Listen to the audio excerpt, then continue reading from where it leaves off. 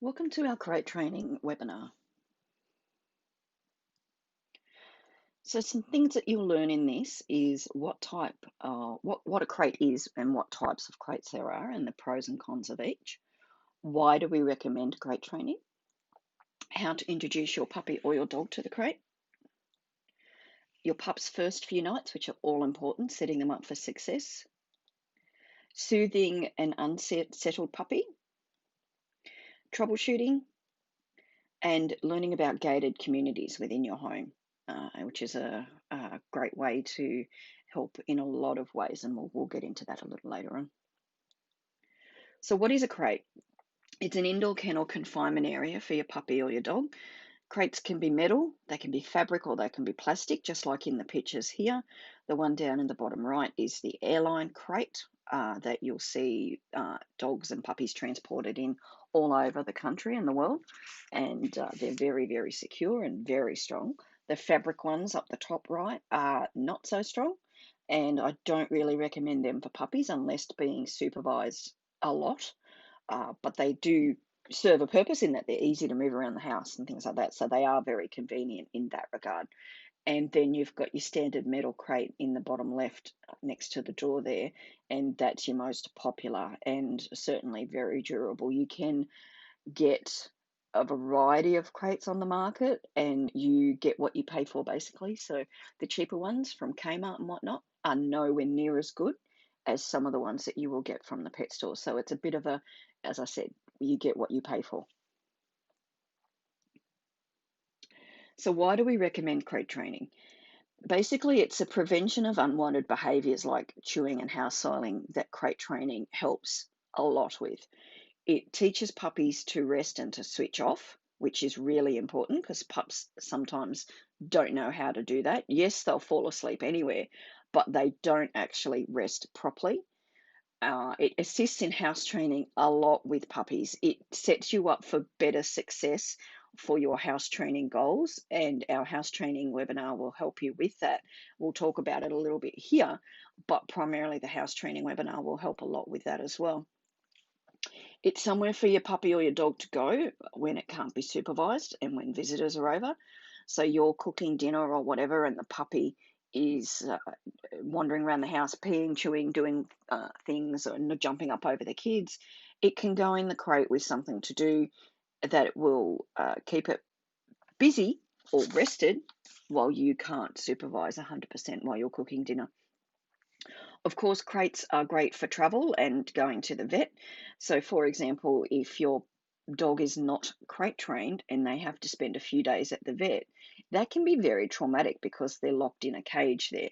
So, crate training can help prepare them for situations like that, which are inevitable and most dogs will go through it. So, it makes life a little bit easier for your dog when they do have to have that forced rest due to illness or injury. And there are some injuries with dogs like knee injuries and hip injuries where they do need 6 weeks forced rest in a crate where they might just get out on a lead to go to the toilet only under veterinary instructions. And crate training your puppy as they grow can help make those sorts of situations later on in life that will pop up much easier. And crates and confinement areas are essential when you have young kids and a puppy in the house. It is your sanity. It gives you a break and it gives the puppy a break. And we'll talk about more of that as we go. So, what size crate should you buy? You should purchase a crate for the size adult dog that you will end up with. Ideally, if you have a large breed puppy, you're going to get a very large crate. But that will be too big for your puppy when they're, say, 8 to 12 weeks old. And a lot of the good quality crates have a divider in them where you can divide off and make the area smaller. And this is important from a house training point of view because the smaller the area, the more likely you are to be successful in them learning to hang on to go to the toilet rather than getting up from one end of the crate and going to the toilet in the other, which a little Great Dane puppy, for example, can do in a very, very big crate. So a divider helps with those toilet training situations. It can also help with two puppies in there at once as an option as well. So setting up your crate. You should place your crate in a high traffic area of the house so your dog is not isolated from everybody. And here are a couple of examples. On the left, we've got the Aussie Shepherd's crate area gated off in the rumpus room, and in front, where the photo is actually taken from, is the kitchen and dining room area. And to the right of the picture, which you can't see, you can see the couch. Obviously, that's the TV room. So here, the dogs are crated or confined to an area that is high traffic and goes out to the back patio. And so they're part of everything that goes on within the hub of the household, which is important for your dog so they're not isolated, because that's when you're likely to get issues. And here over to the right, we've got the crate set up at the front door and in the living room. So you've got a high traffic area again, so the dog is involved in what's going on and not feeling isolated. So setting up your crate for your new puppy or a dog, but in particular, do you get a bed or do you get a not a bed for some puppies? And the question, and everyone wants to go out, they get a new puppy, they get a nice flash little bed, fluffy bed, and the puppy might destroy it within a couple of weeks, or they might not, and then decide to destroy it 3 weeks down the track. That happens a lot. So some pups can deal with a nice fluffy bed in their crate and not destroy it. Some pups can't. Some pups just need a towel, like the Staffy pup on the right. Some pups don't need anything because they will even destroy the towel. And that's just part of puppyhood.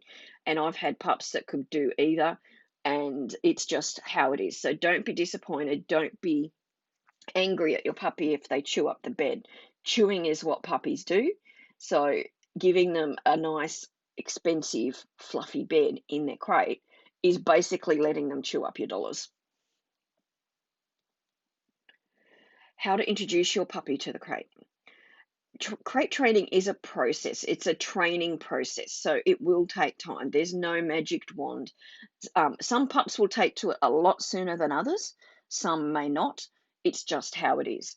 Ideally, your pup's crate should be a part of a larger confinement area where you can leave the door open and the puppy can come and go for extended periods of alone time. So maybe when you're at work, or you're going out for more than, say, 3 hours or so, depending on how your puppy's going with their crate training. So here on the left, where the yellow arrows are, we've got the Border Collie puppy in his confinement area. And it's a large X-pen, a playpen in a square, and you'll see it's a little bit dark, but you can see to the top where the arrows are, there's a crate that is part of that area, and it's attached to it. And the crate is his bed area. It has a water bowl as well, and some toys. So basically, the crate area is his bedroom, and the square playpen area is his living space, playing space. And so you've got the option of leaving him in a larger area if you're going to be more than a few hours out. And this is his bedroom. This is his go-to space when he needs some rest. And it's somewhere where your puppy can go away from the kids to get a break from the kids, and you a break from supervising as well. So here, about when we're talking introductions, we've got also Border Collie puppies here with their breeder who's doing some crate training before these puppies go to their homes, and they're being fed their meals in their crates.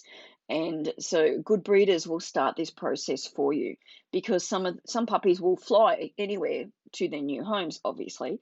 So this is helpful in that situation, but it also helps new puppy owners out if puppies have been introduced to crates from an early age and they just become normal. They're just part of what the puppy experiences in everyday life. So here I'm going to show you a game to introduce your puppy to the crate. This is an adult dog, but you can do this with puppies as well. This one's a brief video and it will take longer than what it shows, but it just gives you an idea of something you can do to help it make positive fun associations with your puppy and the crate. It's an in-out game. So here Nicola has Pippa the cattle dog puppy. We've got the crate door open. We've got a noodle on the bar across the front too, which is helpful, especially for little puppies so they don't get their feet caught as they trot in and out. So Nicola is throwing some yummy high value treats in the crate so that we're building it as a positive thing to go in and out. So here at the moment, Nicola's luring her in or throwing them in before she goes in. Here in step 2, Nicola's just going to wait Pippa out and see if she offers to go in the crate, because Pippa already knows the drill in terms of the game means I go in the crate and I get some treats. So here she's just waiting, and that one fell out unfortunately, but that happens, that's life. Here she's just waiting for Pippa to actually go in the crate. That one she threw in just to remind her of what she wanted. So you can play that game and you can start building that positive association for your puppy to go in and out and to want to go in and out of the crate. This one's another one. This is the good stuff in the crate game.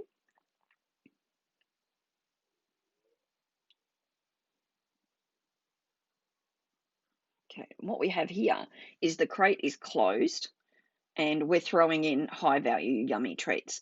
And in the back of the crate, you'll see a green licky mat secured to the back of the crate. So what we want to do here is put some good stuff in the crate and not allow the dog in. You might put their dinner in, you might put a licky mat like we have, you might put a Kong, a bone, anything your puppy or dog really wants. We put that in the crate and we don't actually let them have it. And here we're looking for building up a more want to get in the crate, to build up a bit of, hey, I really need to get in there situation from your dog. Some puppy, we want to build a little bit of frustration. We don't want them to get too frustrated. Pippa here is she's obviously already crate trained, but she's also knows she doesn't get too over the top, so she's not going to get too frustrated. But we'll let her in and we let her chew up all the treats on the bottom, and this is to help just build that little bit more of extended time in there, so we have something in there that they really want that keeps them in there for a little while. And if you notice, we're not shutting the gate and forcing it. Here we've got Millie the lab. The gate is not locked, and she figures out how to get in there. She grabs the treats, she sees in there, and she goes back to the licky mat. Her nose kicks in and remembers that the licky mat is there. So we've secured the licky mat here with some clips and some cable ties. It's just got some peanut butter on it. And this is to help keep her there for a longer period of time, to build that positive association and to build that want and need to want to go in a crate. Now, it can be a licky mat, it can be a Kong that you've secured there somehow. It doesn't really matter. But as long as it's something that is there for your puppy to want to get in there and to leave them in there for a little bit of time, you leave the door open and off they go. So you can also, as I said, other enrichment in the crate to make it worthwhile being in there and hanging around in there. Stuffed Kongs, and you can refer to our boredom buster and enrichment feeding webinar for ideas on that. Snuffle mats, and I'm going to show you that in a second. Other long-lasting chews, like we've got Ivy here with a lamb ear, should go in the crate as well. So let's talk about the puppy's first night. And when I have a puppy, I set up a similar situation to what we've got here. I have the puppy in a crate in the bedroom with me so that I can be there. So on their first night, you've got to remember pups are social animals, and isolating them away into another room, especially when they first come home, will actually cause more distress. And so you are going to get less sleep.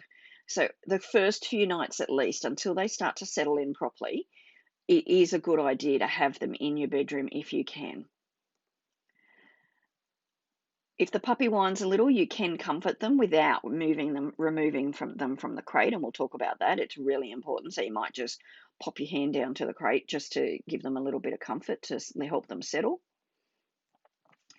If they fully wake up, you can take them outside to go to the toilet. Take them on a lead. Don't interact or chat with your puppy, and I'll talk about that in a second.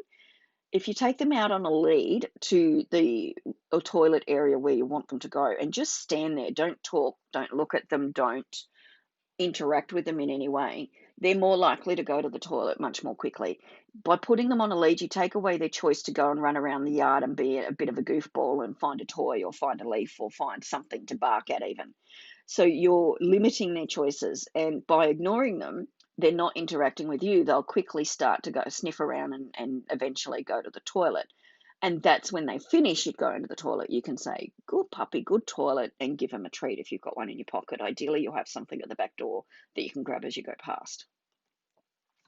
And then when you come back inside, you put them straight back into their crate. Or I will say something on that one as well. Can you see how we've got the crate there set up high on something?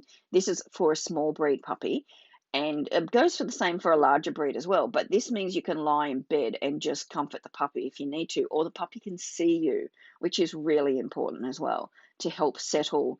If they're a little bit unsettled, that will help them settle a little bit better if they're up a little bit and they can see you. So some tips.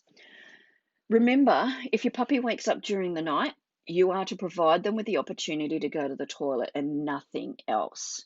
No play, no chatting, no interactions. Now, I know that may seem mean, but if you get into the habit of playing with your puppy when they wake up in the middle of the night, or too much chit chat or whatnot, you're going to get that behavior is going to be rewarding to your puppy, and you're going to get a lot of it for a long time. So you need to set the ground rules straight now. And getting up in the middle of the night, going outside, having the lead on helps prevent play, and that helps promote them to go to the toilet a lot sooner.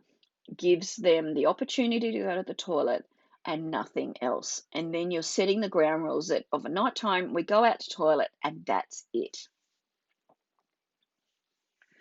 If you know they have just toileted and they're a little bit unsettled and they're tired, you can try the soothing techniques in the course that we'll give you here in a second. If your puppy is in a panic, like a true panic, remove them from the crate and restart the training process and advance through those stages much more slowly and build more value through games and whatnot and enrichment in the crate. And you'll know when they're panicked. It's like a child is really lost it and they're really panicking and screaming.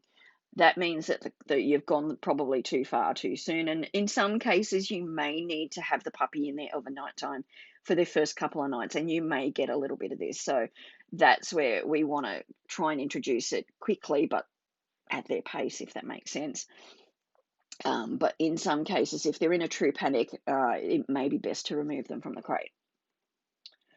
And panic is more likely to happen if they're in a different room to us. So if they're in the same room as us, they are more likely to settle. So you may need to compromise and just have them in your bedroom for the first little bit until they're starting to settle in. So soothing techniques in the crate. You can cover the crate with either a light sheet or an actual crate cover, like we've got in the picture down here. We've got the two crates, and you've got a crate cover. They zip up, each corner of those zip up. There's windows on each one as well, so you can open it up if you want to, if it's a bit warm and you get a bit more airflow. But having the crate covered can actually help a lot of puppies and dogs settle a lot better than if it were not covered. Music or the TV can help. A snuffle mat loaded every time you pop your puppy into the crate, and I'll show you a video of a snuffle mat shortly.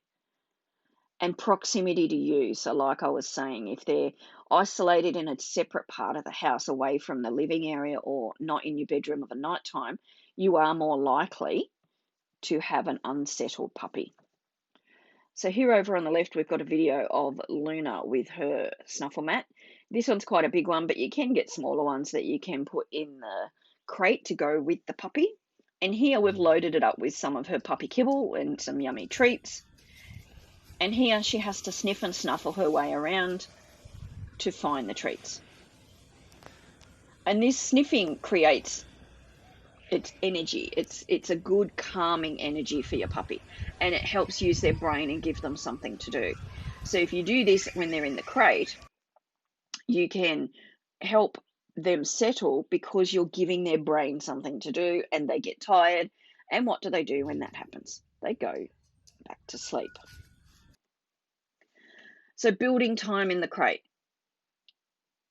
When your puppy's a bit tired and a bit relaxed, you can start closing the door in the crate for short periods of time. And you can, as I said, you can play the games as well.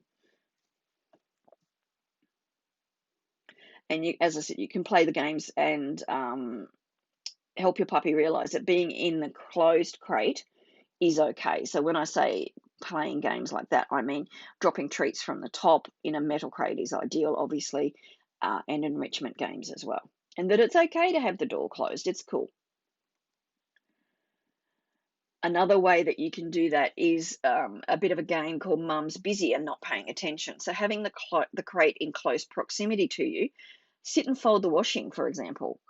You can read a book, watch TV with the crate close to you, but your puppy is separated from you and are a little bit further away than what they might be, so they can still realize that, hey, the world is happening, the household is still moving around, and you're doing stuff, but I'm in my crate, and it's all okay.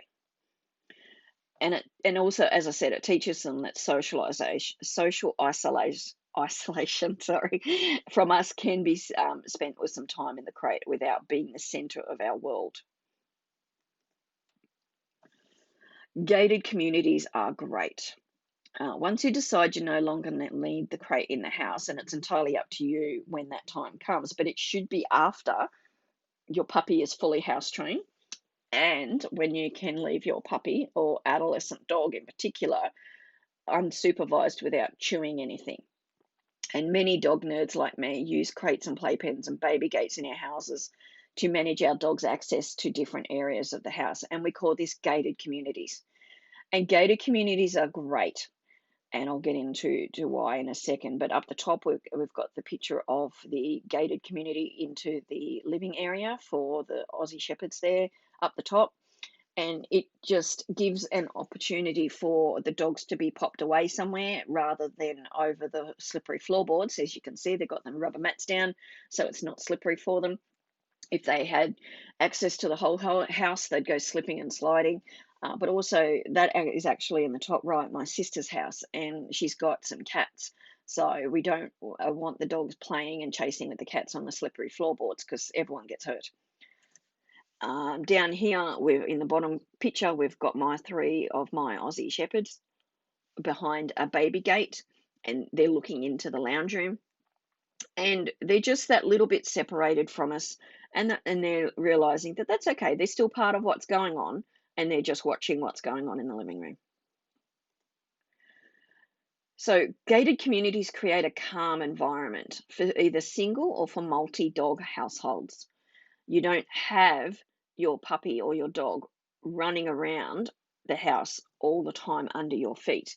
You can have them out some of the time if you want to, of course, but there are times when you may not need a dog or multiple dogs running around the house, and that's where gated communities can help.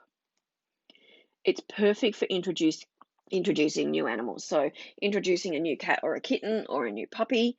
When you've got gated communities, you can do it more gradually. You can do it under supervision and you can ensure better success.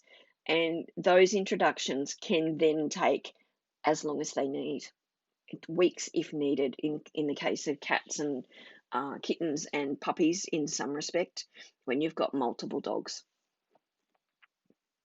And your puppy or your dog can have limited access to the house. So let's say your partner doesn't want the puppy inside or your dog inside. Coming up with a gated community is a good compromise for you to achieve both. So they have access to a certain part, but they won't have access to the whole house. And your puppy and your dog learn to be independent of us, which is really important. And it helps bring visitors into the homes without having your puppy or your dog right there at the front door. Crates in the house, also you can start to purchase these days, and even a handyman can make pieces of furniture that just fit in with your house now. Here we've got what looks like an old TV cabinet converted into crates for your dogs, and the doors slide up, and down the bottom we've got a bit of an epic fail with the in the crate kind of photo, but it's funny, so I thought I'd throw that in there. And it just looks like part of the furniture, but it's the crate and sleeping area for the dogs when it's required. And it's a nice piece of furniture for the cat to sit on as well, which is important when you have a cat. Here we've got some wooden crate furniture covers that you can get from Vibo Pet in Sydney. To the left is a friend of mine's one that's set in the corner of the house so that the crate is in the living area if they need to. And really looking at that very easily, you wouldn't necessarily see first up that it is an actual dog crate. The one on the right is my place, that's Nudge, and he's in his crate in our lounge room, and that wooden framed cover becomes an area that we can put things on. Obviously, it gets dumped with anything, everything, unfortunately, but that's life. And it actually matches the furniture. So it all just blends in with the furniture within your household. So your crates don't have to look like an eyesore. If you really put in some effort, you can have some crates that will fit in to your household furniture quite easily. So crate training your dog and your puppy, it is just that, it's training. So it takes some effort and some time on your part. Good things need to happen in the crate. And your crates are your dog's safe places. It's their bedroom, it's their sleeping and relaxing place. And something to remember if you're crate training, whether it be an adult dog, so a new rescue dog maybe, or a young puppy, the methods in this video are all the same. So it's something that you would do for either or, and you just need to go back. If you find that they're regressing or it's not working, you might just be powering through a little bit too soon. So go back and build up more value in the crate, and that's the key to it, is building the value and making it a safe, fun place to be. Because Nudge looks really quite distressed, doesn't he? In his crate there, he's clearly not loving it at all. Thank you for watching.